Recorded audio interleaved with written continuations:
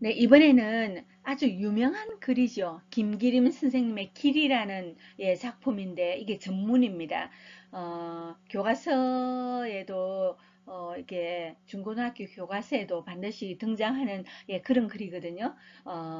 자, 김기림 선생님은 1908년생인데 원래 함경북도에서 태어났습니다. 북한이죠. 태어났는데 이분이 자기 집에서 위로 누나가 6명이에요. 그리고 막내로 이렇게 남자 아들로 참 귀한 아들로 태어났는데 나중에 전쟁 때 이렇게 북한에 끌려가서 행방불명이 되었습니다. 자, 근데 이제 이분이 남긴 글을 보면서 이 가족을 조금 이해를 해야 되는 게 뭐냐 하면, 자, 김기림 부모님은 딸을 6명이나 놓고 누가 그렇게 얘기를 하는 거예요. 막내딸을 다른 집에 이렇게 주면은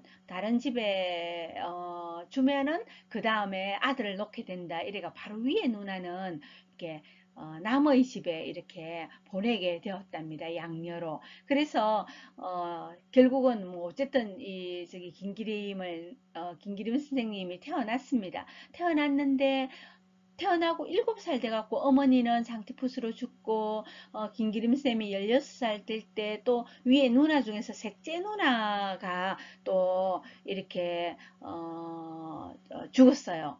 어, 그래서 그 상처가 굉장히 깊어가지고 그런 정신적인 외상이 이런 문학 속에서 군데군데 이렇게 어머니와 누이 그러니까 누나에 대한 이런 참 그리움 같은 거 이런 게 많이 나옵니다. 그래서 그게 길에서도 나오거든요. 그래서 이 작가의 이렇게 어떤 작가적 그런 걸 알면 훨씬 작품을 이해하기가 쉽죠. 자, 볼까요? 나의 소년 시절은 은빛 바다가 엿보이는 그 긴 언덕길을 어머니의 상녀와 함께 꼬부라지어 돌아갔다. 자, 어머니가 돌아가시고 상녀가 옛날에 상녀 나가잖아요. 그 꼬부랑 길을 상녀가 이렇게 지나간 거죠. 내 첫사랑도 그 길 위에서 조약돌처럼 집었다가 조약돌처럼 잃어버렸다. 그래서 나는 푸른 하늘빛에 혼자 때없이 그 길을 넘어 강가로 내려갔다가도 노을의 한뿍 자줏빛으로 젖어서 돌아오곤 했다. 그러니까 그 길을 걸으면서 강가로 내려가면서 어머니 생각하고 첫사랑 생각한다는 거죠. 그 강가에는 봄이, 여름이, 가을이 나의 나이와 함께 여러 번 다녀갔다. 이렇게 계절이 바뀐 것을 이렇게 나의 나이와 함께 다녀갔다 했습니다. 까마귀도 날아가고 두루미도 떠나간 다음에는 누런 모래둔과 그리고 어두운 내 마음이 남아서 몸서리쳤다. 그런 날은 항용 감기를 만나서 돌아와 알았다. 예. 그래서 자기의 아주 그 속쓰린 마음, 그 쓸쓸한 마음, 예. 그래서 결국은 집에 와서 또 끙끙 앓게 되는 몸과 마음이 앓죠. 할아버지도 언제 난지를 모른다는 동구박 그 늙은 버드나무 밑에서 버드나무가 아주 수령이 할아버지보다 나이가 더 많은 버드나무인가 봐요. 나는 지금도 돌아오지 않는 어머니 돌아가셨으니까 예 그리고 돌아오지 않는 계집애 잃어버린 첫사랑이죠. 돌아오지 않는 이야기가 돌아올 것만 같아 멍하니 기다려본다. 그러면 어느새 어둠이 기어와서 내 뺨의 얼룩을 씻어준다. 내가 울었다. 뭐 이런 표현 없잖아요. 예, 우르기의 뺨에 얼룩이 있고 그 어둠이 내 어둠이 내리면 이 뺨에 이 울음 표시도 저절로 덮이게 되죠. 참 이게 문학적으로 이렇게 표현한 것이지 않습니까? 그래서 이 여기에서 소재는 무엇입니까? 주 소재는 길이죠. 제재. 자, 주제는 무엇입니까? 길을 보며 누구를 생각한다? 어머니와 그 첫사랑이죠. 그러니까 길을 보며 옛 사람들을 생각한다 하는 게 이 글의 주제가 되겠습니다. 아까 시에서 우리가 이병률 선생님의 새를 봤지 않습니까?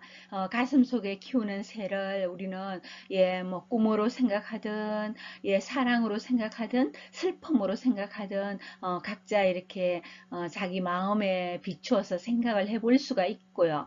그렇게 열린 이 결말 상상의 어떤 주제를 주듯이 산문에서도 어떤 주제를 상상으로 이렇게 그냥 독자에게 맡기는 그런 경우도 있습니다.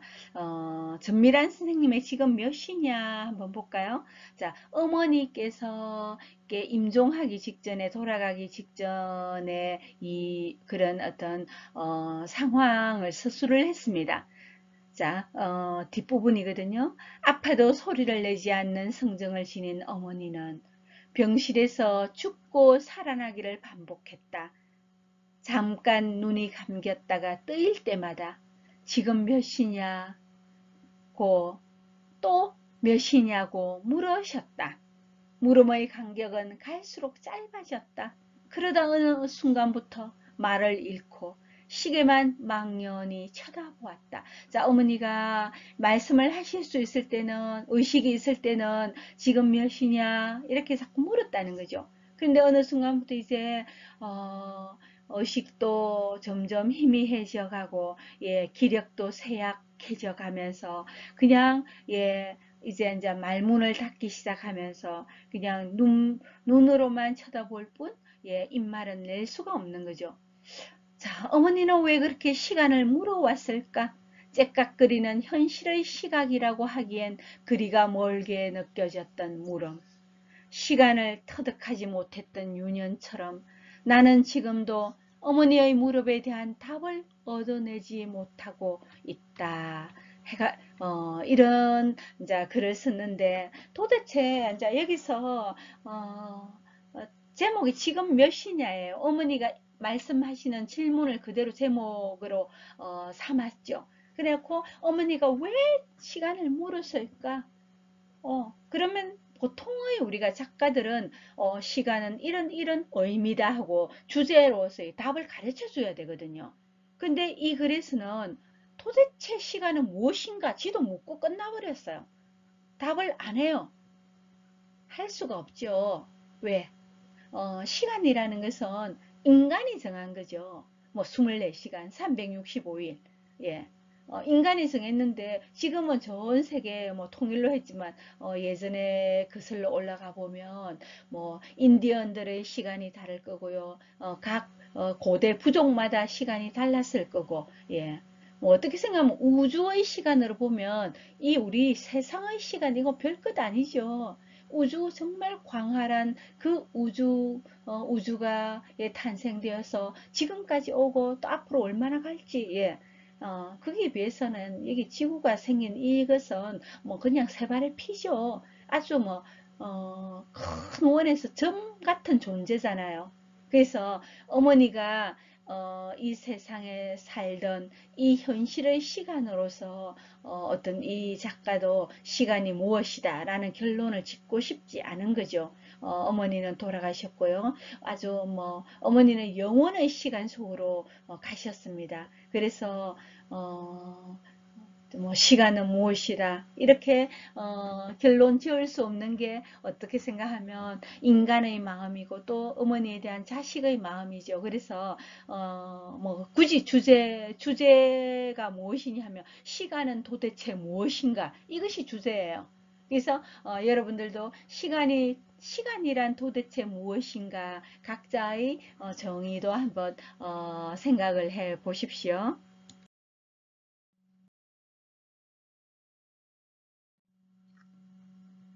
우리가 아까 김기림 선생님의 길이란 작품에서 보면 이제 그 길을 좀 의미화 시켰거든요. 그래서 길이라는 소재를 확장시켜 가지고 자기가 이제 체험한 것, 다른 사람도 그 길을 걸었겠지만 내가 걸었던 그 길, 그 길에서 어머니의 상녀도 지나가고, 예, 그 길에서 첫사랑도 만났잖아요. 그래서 내가 체험한 그 길의 의미를 부여해서 어떤 길을 바라보면서 옛 사람들을 회상하는 그런 예, 주제를 나타냈다면, 때로는 이제 한 겹 이렇게 더 나아가서 주제의 형상화를 시키기도 하는데요. 자, 형상화가 무엇이냐 하면, 자, 어떤 내가 하고 싶은 말을 그냥 이렇게 문장으로 말하면 되기는 되는데, 좀 더 확실하게 이렇게 이해를 돕기 위해서 어떤 사물을 하나 빗대 가지고 이렇게 설명을 하는 겁니다. 자, 내가 하고 싶은 말을 그래서 여기 이제 김순경 교수님의 모탕을 한번 이렇게 볼게요. 모탕을 보면, 모탕이 뭐냐면 오른쪽 그림입니다. 오른쪽에 보면 우리가 도끼질 하거나 할 때 밑에 받치는 나무 있잖아요. 이게 모탕입니다. 밑에 그 뭐 이렇게 받침, 예, 받침대가 되어주는 거죠. 탁 이렇게 위에 장작을 놓고 도끼로 이렇게 탁 이렇게 뭐 쪼개야 되지 않습니까? 예. 그러면은 자, 지금 모탕의 입장이 되어서 한번 생각을 해 보십시오. 도끼가 내려오면 모탕은 몸이 소스라치겠죠. 모탕에도 생명이 말을 할 수 있고 생각을 할 수 있는 그런 생명을 한번 상상으로 한번 불어 넣어 줘 보는 겁니다. 자, 도끼 날에 모탕은 어떻습니까? 예, 살점이 뜯겨 나가고 또 가슴이 움푹 파이고, 예, 그래서 모탕은 너무나 무서워서 그 충격이 무서워서 두 눈을 질끈 이렇게 감겠죠. 자, 한번 볼게요. 두 번째 줄부터 볼게요. 날선 도끼가 높이 올라가면 그 충격이 얼마나 큰지 알고 있는 모탕은 두 눈을 감는다. 도끼날이 자신의 등에 꽂힐 때마다 살점이 뜯겨 나갔다. 도끼날에 가슴이 움푹 파여도 헌신적인 자식들의 뒷바라지를 내세우지 않는 부모처럼 장작을 먼저 생각한다. 자, 여기 모탕 위에 예, 장작이 있고 장작을 도끼로 패잖아요. 예, 자, 그 받쳐주는 희생하는 모탕을 누구에 비유를 했습니까? 그렇죠. 부모님이잖아요. 부모님은 모탕이고요. 예, 그 위에 장작은 자식으로서. 그래서 항상 내가 가슴이 아프고 쟤도 장작을 위해서라면 참고, 예, 견뎌내는 거죠. 그래서 자, 모탕을 무엇에 이렇게 비유했다? 부모님의 희생. 예. 그래서 이제 그런 주제를 전달할 예, 사물을 찾아내 갖고 빗대는 거죠. 그래서 이렇게 형상화를 예, 시키는 방법들을 우리가 조금 더 계속 보겠습니다.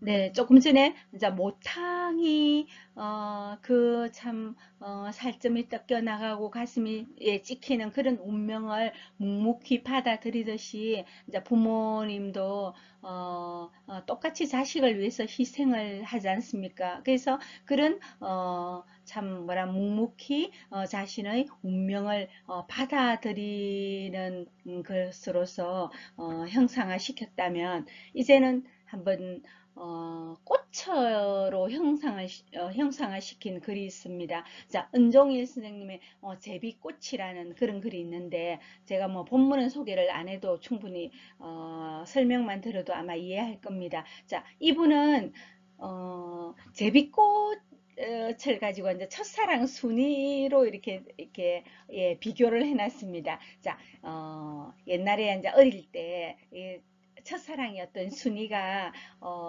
자기 어릴 때 막 언덕 밑에 이렇게 그러니까 볼일을 보러 내려간 거예요. 그걸 그 개구쟁이처럼 자기 친구랑 이렇게 몰래 이렇게 구경을 한 거죠. 그랬더니 들켰어요. 그래서 순이가 막 그 들판에 있는 꽃을 한 움큼 꺾어가지고 막 이렇게 욕을 하면서 욕이 뭐냐면 오랑캐 새끼 이렇게 욕을 하면서 때렸다는데 그 꽃이 제비꽃인 겁니다. 그래서 제비꽃만 보면 누가 생각이 지금 어른이 된 지금이야 뭐 중년도 넘은 이분이 제비꽃만 보면 그 첫사랑 순이를 생각하는 거죠. 자기한테 막 분풀이 했지만 기분 나쁘지 않고 억울하지 않았다 라는 표현도 있어요. 그래서 주제를 예, 제비꽃만 보면 예, 첫사랑 순이가 예, 생각난다. 뭐 이렇게 되겠죠. 그래서 이렇게 꽃으로 형상화시킨 것도 있고요. 또 볼게요.